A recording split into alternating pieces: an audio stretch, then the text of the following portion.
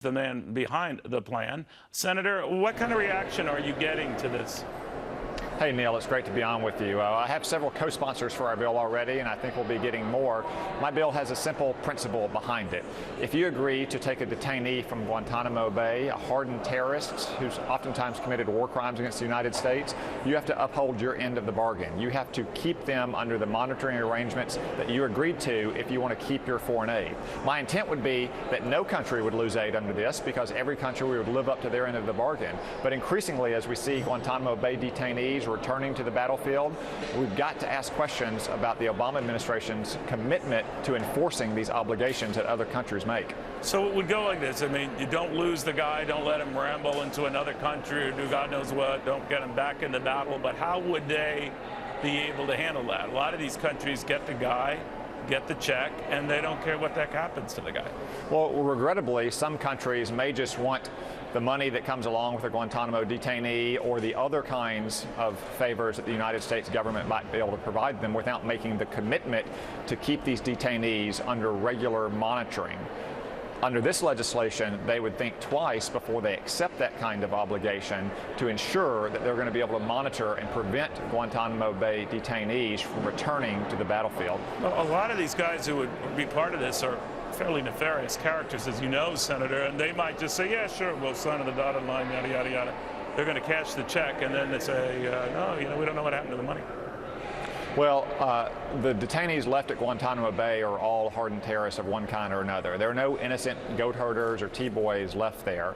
And other countries should think twice before they take them. If it was up to me, we would hold them there. We might try them under the military commission systems that's set up. But other countries should think long and hard. No, I know that. But what if they say they agree to what you propose, Senator, and your colleagues in the House are proposing, but all of a sudden they say, well, you know, boy, we don't know what happened, but we've already cashed the check. You're going to have to deal with it.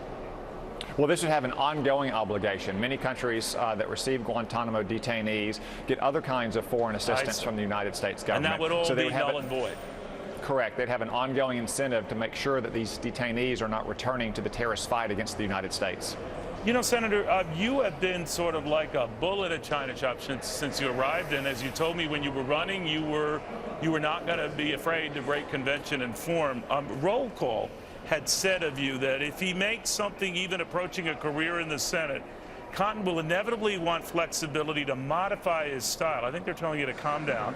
And they're saying that he may find in another way that Capitol Hill is like college. It can be pretty tough to overcome a reputation of being too out there freshman year. What do you make of that?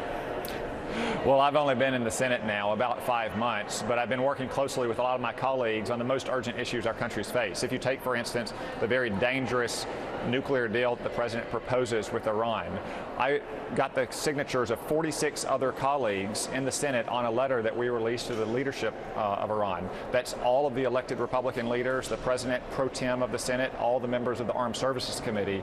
So I'd say I'm working very closely with my colleagues on every occasion I can to advance America's interest and to stand up for my state. But you've also, you've told me, Joel, as a pass, if I'm going to, you know, bust some heads, I'm paraphrasing in my Italian way here, Senator, so be it. You're an impatient guy.